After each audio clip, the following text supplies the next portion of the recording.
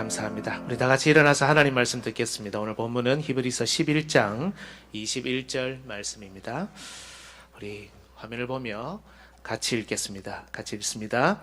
믿음으로 야곱은 죽을 때에 요셉의 각 아들에게 축복하고 그 지팡이 머리에 의지하여 경배하였으며. 아멘. 네, 자리에 앉아 주십시오.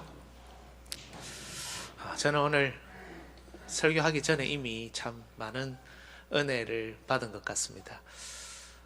제가 우리 교회 강단에 예배 시간에 올라오셔서 기도하시는 우리 집사님들, 우리 장로님들 기도를 제가 정말 좋아합니다.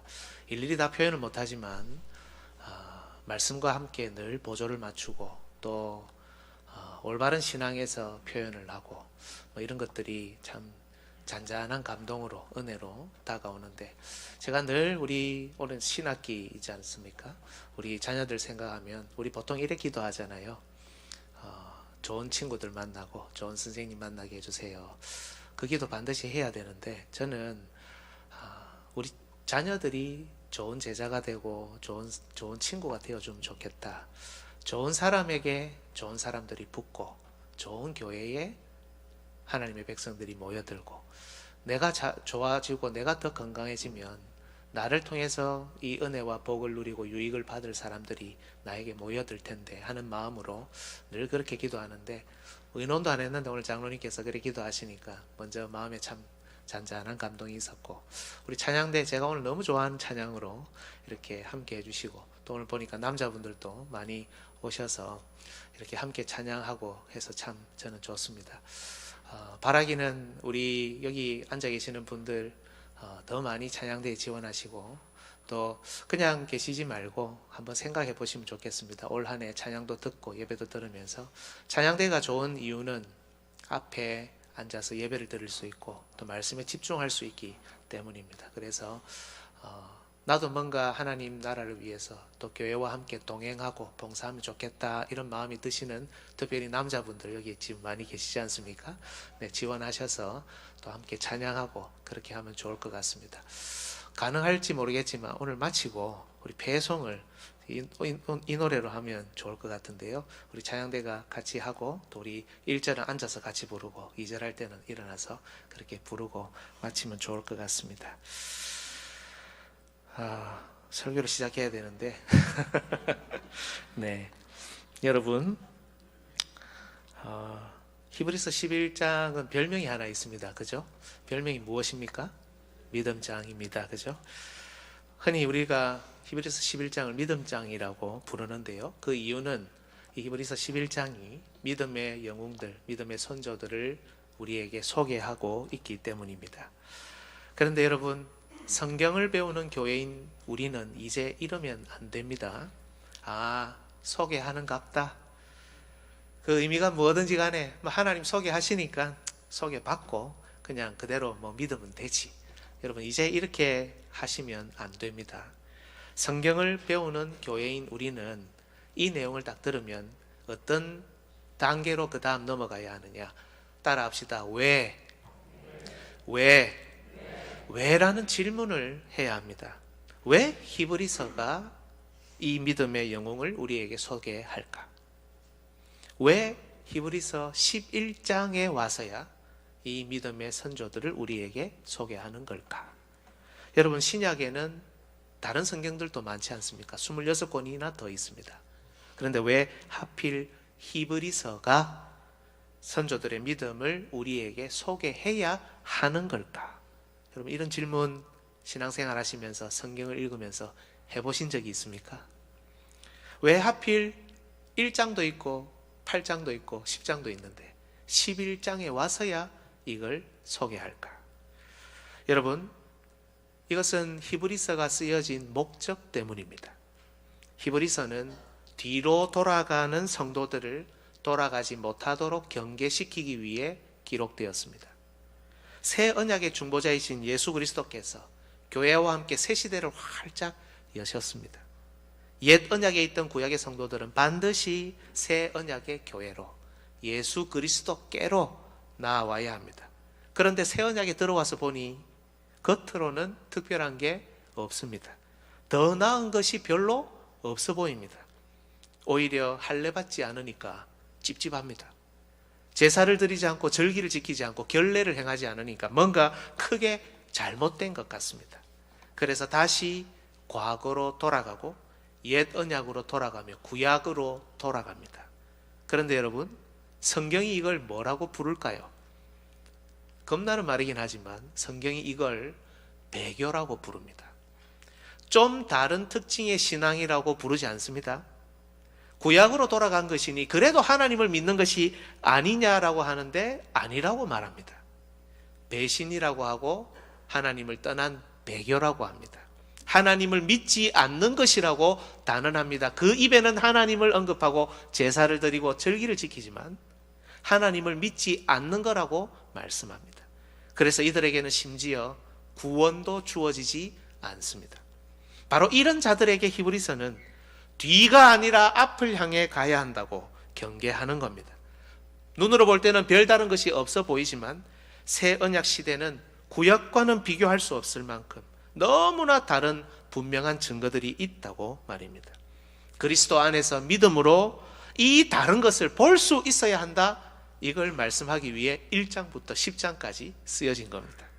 그러면서 히브리서 11장에 와서 많은 조상들을 예로 듭니다. 과거 그들의 조상들도 하나같이 비록 보이지 않았고 또 눈으로 볼 수도 없었지만 약속의 실체이신 앞에 계신 그리스도를 믿음으로 바라보며 이런 길을 걸어오지 않았느냐, 이렇게 제시하는 겁니다. 이게 히브리서 11장입니다, 여러분. 그런데 히브리서 11장을 보면 이런 사람이 한두 명이 아니죠. 그들이 그렇게 존경에 맞지 않는 아브라함도, 그리고 이삭과 야곱도, 또한 요셉, 모세, 사사들, 다윗, 선지자들, 아니 구약의 모든 믿음의 사람들이 바로 이와 같은 길을 걸어왔다는 겁니다. 그들이 어떤 환경에 있었든지, 어떤 상황에 직면했든지, 그들이 살아있을 때든지 아니면 죽음을 맞이할 때라도, 그들이 예배를 드릴 때였든지 아니면 평소 생활을 할 때였든지, 심지어 고난과 핍박과 환난을 당할 때라도 이들은 보이지 않는 믿음으로, 보이지 않는 것을 믿음으로 소망했고 끝까지 앞을 향해 전진했으며 이 모든 믿음의 시험을 넉넉하게 감당했다는 것을 그 증거로 제시하는 것이 바로 히브리서 11장입니다. 아무 이유 없이 기록하다가 이것도 한번 적어볼까 하고 적은 게 아니라는 겁니다. 그런데 여러분, 이런 가운데 오늘 우리가 관심을 가져야 할 인물이 있는데 그가 바로 야곱입니다. 특별히 본문은 우리에게 야곱의 믿음을 두 가지로 소개합니다. 하나는 그가 요셉의 각 아들에게 축복한 것이고, 또 다른 하나는 지팡이 머리에 의지하여 경배한 것을 말합니다. 여러분, 이제 우리는 또 어떤 단어를 떠올려야 합니까? 따라합시다. 왜? 왜라는 질문을 해야 되는 겁니다. 도대체 왜 이게 믿음일까? 이렇게 설명을 시도하는 사람들이 있습니다. 요셉이 각 아들에게 축복한 것을 근거로 자녀를 그리고 손주를 축복하는 것이 믿음이다. 죽을 때까지 예배를 드리고 지팡이 머리에 의지해서 경배한 것을 가지고요, 죽을 때까지 예배를 드리고 하나님을 경배하는 것이 믿음이다. 예, 여러분, 맞습니다. 물론 이것도 분명한 믿음의 행위가 맞습니다. 하지만 여러분, 뒤로 돌아가고 예수님을 떠나고 교회를 떠나려고 하는 이 히브리서의 수신자들에게 겨우 이 정도 메시지를 주려고, 그래서 이것으로 떠나지 마라, 앞을 향해 가야 한다, 예수님께 나아가야 한다, 이런 설득을 시도하겠습니까? 예를 들어서 우리 중에 교회를 떠나려고 하는 사람이 있다고 칩시다. 지금 무슨 이유이든지 간에 교회를 떠나려고 하는 사람에게, 그런 사람들에게 자녀를 축복하세요. 죽을 때까지 예배 드리셔야 됩니다. 여러분, 이렇게 설명을 하면, 야곱을 보세요. 자녀를 축복하고 죽을 때까지 예배 드리지 않았습니까? 교회를 떠나시면 안 됩니다. 예수님을 믿으셔야 돼요. 여러분, 이게 설득이 되겠습니까? 이렇게 말하며 교회에 남아 있어야 된다고 그걸 도전한다면 이게 도전이 되겠느냐는 말입니다. 그런데 왜 우리는 이런 방식으로 자꾸 성경을 보고 이런 방식으로 하나님의 말씀을 취급하며 이런 방식으로 말씀의 가치를 자꾸 떨어뜨리냐는 겁니다. 특히 여러분, 지금은 설교 시간입니다. 하나님의 말씀을 강론하는 시간이고, 하나님께서, 우리가 고백할 때 하나님께서 말씀하시는 시간입니다. 개인적으로 묵상할 때는 그렇다 치더라도, 왜요? 우리 각자 차이가 있으니까요. 적어도 설교 시간에 이렇게만 본문을 이해하고 넘어가는 것은 여러분, 하나님을 우습게 여기는 것이 아닙니까? 하나님의 말씀을 제대로 전하고 듣겠다는 자세가 아니겠죠. 이런 점에서 목회자들, 우리 교역자들은 주의해야 합니다. 설교를 해야지 설교 행위를 하면 안 됩니다. 양복을 차려입고 넥타이를 메고 탁 앞에 서서 성도들을 이끄는 것처럼 똥폼을 잡고 하나님 말씀입니다, 자녀를 축복하세요, 예배 죽을 때까지 예배 드리세요, 이 정도 메시지로 하는 게 설교가 아니라는 겁니다. 우리는 흔히 성도들을 두려워하지 말고 하나님을 두려워, 오늘 양 목사님 우리 같이 계신데요, 하나님을 두려워해야 된다 이렇게 말씀하지 않습니까? 그런데 여러분, 성도를 두려워해야 돼요. 성도 뒤에 계신, 안에 계신 하나님을 겁낼 수 있어야 되는 겁니다. 우리의 잘못된 설교 행위가 성도들이 하나님을 우습게 보도록 만들 수도 있다는 것을 기억해야 하는 겁니다. 성도들도 마찬가지입니다. 여러분도 마찬가지입니다. 제대로 된 설교를 들으려고 하고 그것을 듣기를 즐거워해야 되는 겁니다. 앞으로 설교를 어떻게 들을 것인가, 설교가 뭔가, 이것도 좀 풀어놓고 싶은데요. 여러분, 건전한 성경 해석, 균형 있는 깊은 성경 해석이 있는 설교를 원하셔야 됩니다. 그걸 들으려고 하셔야 되는 겁니다. 설교자들이 여러분을 우습게 아는 순간, 이 정도 말만 해도 괜찮다고 생각하는 순간, 여기에는 설교 행위만 남아있고 설교 듣는 행위만 남게 되는 겁니다. 설교자나 청중이나 날이 가면 갈수록, 해가 지나면 지날수록 성경을 보는 눈이 점점 깊어지고 점점 더 성경 전체를 이해하는 균형 있는 눈으로 발전하지 않으면 여러분, 바로 이 자리에서 하나님을 우습게 알게 되고 바로 그 자리에서 하나님을 우습게 알게 되는 겁니다. 보이지는 않지만, 그런 말은 한마디 안 하지만 서로가 서로를 우습게 여기고 서로가 하나님을 우습게 여기는 행위만 이 자리에 남게 된다는 겁니다. 특히 여러분, 오늘 본문의 야곱의 이 두 가지 행위에는 공통점이 하나 있는데, 그것은 바로 이 두 가지 일이 그가 죽을 때 일어났다는 겁니다. 죽을 때 했던 이 두 가지 일을 하나님께서는 그의 가장 찬란한 믿음으로 제시하고 계신다는 겁니다.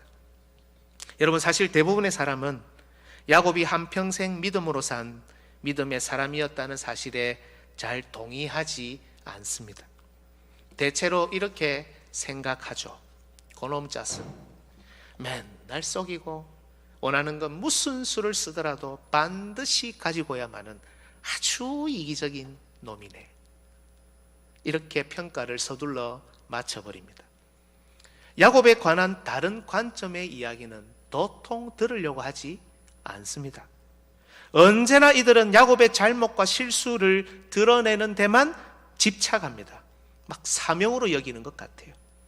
그리고 결국 하나님께서 이런 그를 믿음으로 잘 인도하셨다, 이런 소위 자기중심적인 은혜로운 진술들만 늘어놓을 뿐입니다. 그래서 야곱이 죽음을 맞이했을 때, 그전에는 믿음도 없었고 지 마음대로 살고 자기 뜻대로만 살았는데 드디어 죽음 앞에서 제대로 된 믿음을 가지게 되었다는 과감한 해석을 내어놓습니다. 여러분, 과연 그렇습니까? 야곱은 언제나 개차반으로 살았고 믿음 없이 자기 머리, 자기 계획, 자기 욕심대로만 살았는데 하나님께서 마침내 그를 개과천선시키셔서 죽을 때는 그래도 믿음으로 죽도록 하신 겁니까? 그리고 히브리서도 이런 그를, 뒤로 돌아가 예수를 버리려고 하는 자들에게 보십시오, 야곱을 보십시오, 인내하셔야 됩니다, 앞을 향해 가셔야 됩니다, 이분이 우리의 믿음의 조상입니다, 이렇게 소개하고 있다는 겁니까? 다시 묻겠습니다. 여러분 같으면 지금 예수 그리스도를 버리고 교회를 떠나려고 하는데, 이런 야곱을 이야기하고 이런 야곱에 관한 이야기를 듣고, 그래, 나도 믿음으로 살아야지, 한평생 믿음으로 나의 길을 가야지. 여러분, 이게 설득이 되겠습니까? 이런 코미디 같은 성경 읽기와 묵상이 우리 가운데 얼마나 퍼져 있는지 모른다는 겁니다. 저는 솔직히 이런 만연한 상태를 보면 설교자로서, 목사로서 가슴이 정말 답답합니다. 생각해 보십시오. 한 번만 생각해 봐도 됩니다. 우리도 그렇지 않습니까? 살다 보니 실수도 많이 하고 잘못을 저지르기도 하고 심지어 심각한 죄도 짓습니다. 그런데 그 어떤 한 가지 잘못과 실수, 심지어 그것이 설령 심각한 죄였다 할더라도 그걸 빌미로 사람들이 우리를 깔보거나 그저 우리를 그런 사람으로 치부하면 여러분 많이 화나지 않으십니까? 사람이 실수할 수도 있지 어찌 그걸로 나를 이렇게 평가할 수 있어? 여러분 분노하지 않겠습니까? 그죠? 그래서 우리는 우리의 잘못 실수, 사람들의 평가가 두려워서 잘 내어놓지 않지 않습니까? 사람들의 특성이 그렇잖아요. 그런데 그걸 우리가 직접 당하면, 아니 나는 이런 좋은 점도 갖고 있는데 왜 그 한 가지 가지고 그 하나 때문에 나를 이렇게 매도하고 이렇게 나를 어렵게 하나? 그럴 때 우리는 상대방에 편협하고 지극히 주관적인 생각을 오히려 비판하고 그 사람이 가진 생각의 가치에 오히려 의문을 제기하지 않습니까? 그런데 왜 우리는 이런 걸 싫어하면서 이런 것을 멀리 하려고 하면서 성경의 인물, 믿음의 조상은 그렇게 쉽게 난도질하냐라는 겁니다. 심지어 성경을 통해 우리가 고백하기로 이 믿음의 조상들은 지금 이 시각 우리와 함께 천상에서 하나님께 예배를 드리고 있는데, 우리와 인격적인 교제 가운데 있는 우리의 믿음의 선조들, 우리의 가족에 대해 우리는 어찌 이리도 박한 평가만 내어놓느냐는 겁니다. 여러분, 야곱은 한평생 믿음으로 살았습니다. 그리고 오늘 본문에 따르면 믿음으로 죽었습니다. 그러니까 히브리서가 우리에게 믿음의 사람으로 소개하는 거겠죠. 비록 실수도 있었고 속임수와 잘못도 있었습니다. 사람은 누구나 실수할 수 있고 잘못을 저지를 수도 있으니까요. 하지만 하나님도 그것을 꾸짖지 않으셨습니다. 생각해 보십시오. 이삭의 축복을 받을 때 야곱이 속임수를 쓰지 않습니까? 어머니와 작당을 해가지고. 야곱이 속임수를 사용했지만 하나님이 그 축복을 거두어 가셨습니까? 안 거두어 가셨습니까? 안 거두셨습니다. 그 속임수가 우리가 그렇게 쉽게 비판할 큰 죄였다면, 여러분, 죄를 지어도 축복의 말만 어떻게 한번 딱 잘 들으면 그 복을 유지할 수 있는 것이 하나님의 나라다, 이런 결론밖에 남지 않는다는 겁니다. 과연 하나님의 나라는 그런 나라입니까? 아무리 심각한 죄를 지어도 어쩌다가 하나님이 복주게 하는 그 말씀만 쏙 가지고 가지고 이거 내 겁니다 하면 언제나 그 복을 유지할 수 있는 그런 나라가 하나님 나라입니까? 여러분에게는 하나님 나라가 그런 나라입니까? 아니죠. 무슨 말이냐? 이 과정에는 우리가 봐야 하는 믿음의 다른 측면, 하나님 나라의 다른 측면도 있다는 겁니다. 그런데 우리는 왜 이 완전한 하나님의 나라를 자꾸 잘못된 나라, 쓰레기 같은 나라로 만들어 가냐는 겁니다. 우리가요. 여러분, 야곱은 처음부터 완전한 자였습니다. 창세기 25장 27절을 같이 한번 읽겠습니다. 시작. 그 아이들이 들사람이 되고 야곱은 조용한 사람이었으므로 장막에 거주하니. 여기에 조용한이라는 단어는 여러분 창세기에서 딱 두 번 사용됩니다. 하나는 노아는 의인이요 당대의 완전한 자라. 완전한이라고 번역된 단어와 같은 단어입니다. 장막에 거한다고 하니까 조용한이라고 번역해 놓았을 뿐이지 이 단어는 완전한 사람입니다. 물론 죄가 없다는 뜻은 아니겠죠. 그러나 언약적으로 완전한 믿음의 사람이다, 이런 뜻입니다. 하나님이 성경 말씀을 통해 야곱은 완전한 자라고 평가하시는데 왜 우리가 자꾸 그를 나쁜 놈이라고 여기냐라는 겁니다. 야곱은 평생 하나님의 약속을 사모했습니다. 장자권을 멸시했던 형 에서는 40세에 가나안 여인들과 결혼하며 하나님의 언약에서 더 멀어졌습니다. 그런데 야곱은 여러분 70대 후반이 될 때까지 결혼하지 않았습니다. 왜요? 형은 가나안 여인들과 40세에 그 여인들과 결혼하며 언약에서 멀어졌는데 야곱은 언약 안에서 결혼할 여인이 없어서 결혼하지 않고 기다렸던 겁니다. 이런 믿음의 사람을 세상 사람처럼 조건 보고 환경 보고 상황 따지는 우리가 평가절하한다고요? 작년 언젠가에도 설교했듯이 야곱이 외삼촌 라반의 집에 간 것은 형 에서의 분노를 피해서 도망만 간 게 아닙니다. 그런데 우리는 자꾸 도망갔다고만 말하고 치웁니다. 도망갔다. 그 말만 합니다. 그 이야기만 합니다. 그게 전부인 듯 말하고 그냥 그만둡니다. 그놈 짜서 아버지 속이고 형 속이더니 20년을 도망자 신세가 되네.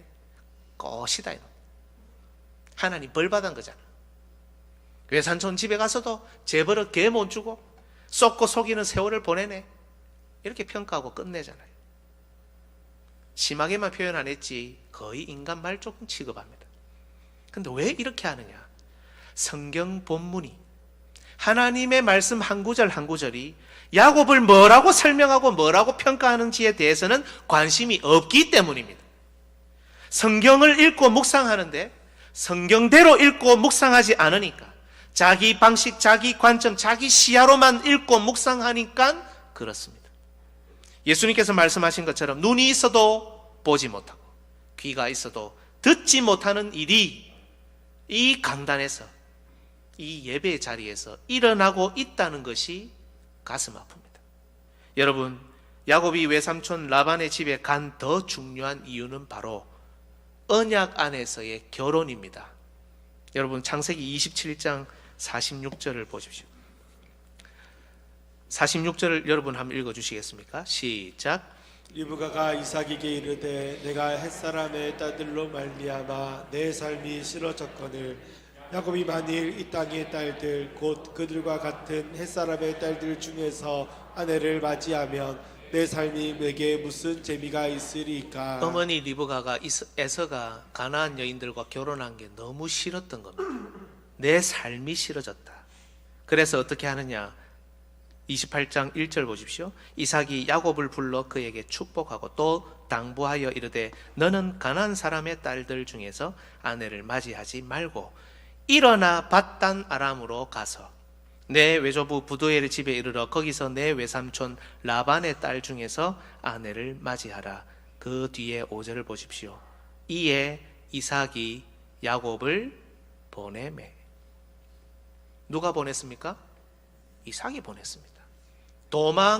도망이라는 의미가 완전히 없다는 건 아닙니다. 그죠? 그런데 도망만 간 게 아니고 공식적으로 아버지가 보내서 간 겁니다. 야곱을 얍삽한 사람으로만 보고 그래서 형의 미움을 받았다고 프레임을 짜서 넣어 놓으니까 이런 구절도 눈에 안 들어오는 겁니다.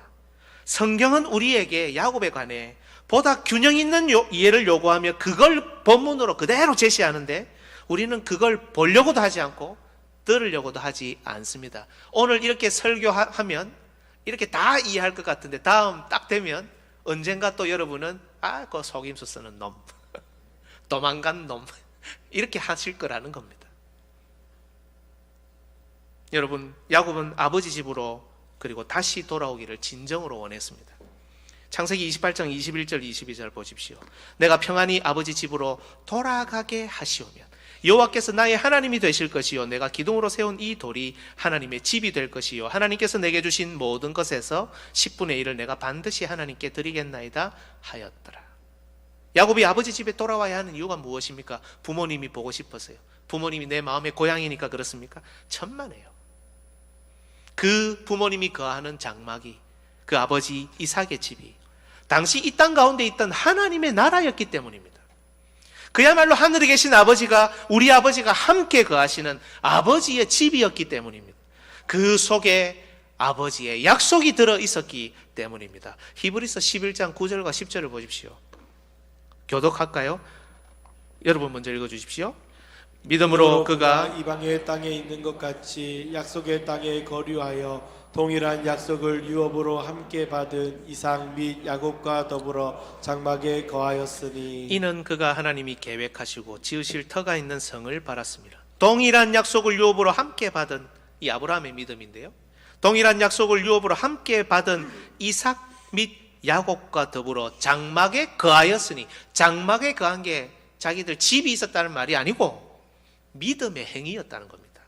믿음으로 그가 이방의 땅에 있는 것 같이 약속의 땅에 거류하며 이삭 및 야곱과 더불어 장막에 거하였으니, 믿음으로 아브라함이 장막에 거하였으니 이삭과 야곱과 더불어, 이게 믿음의 행위였다는 겁니다.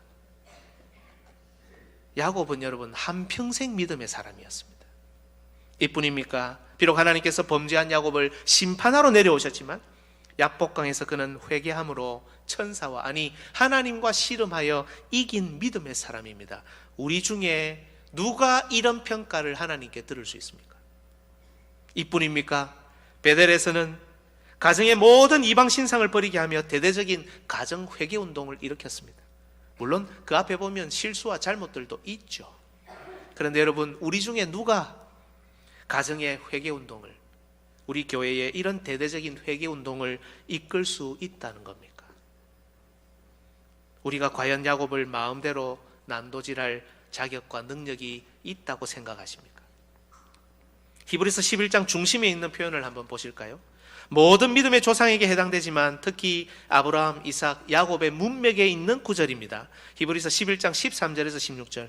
이 사람들은 믿음을 따라 죽었으며 약속을 받지 못하였으되, 약속은 받았는데 약속의 그 성취를 보지 못했죠. 그런데 어떻게 합니까? 그것들을 멀리서 보고 환영하며, 이 사람들은 믿음을 따라 살았고 믿음을 따라 죽었는데 약속의 성취가 눈에 보이고 잡히는 것이 없었다 하더라도 멀리서 그것을 보고 환영하며, 또 땅에서는 외국인과 나그네임을 증언하였으니 그들이 이같이 말하는 것은 자기들이 본향 찾는 자임을 나타내미라. 그들이 나온 바 본향을 생각하였더라면 돌아갈 기회가 있었으려니와 그들이 이제는 더 나은 본향을 사모하니 곧 하늘에 있는 것이라. 이러므로 하나님이 그들의 하나님이라 일컬음 받으심을 부끄러워하지 아니하셨다. 그들은 믿음으로 멀리서 보이지 않는 것을 보며 환영하고 살았고 더 나은 본향을 사모했고, 그래서 하나님도 그들의 하나님이라 일컬음을 받기를 부끄러워하지 아니하셨다.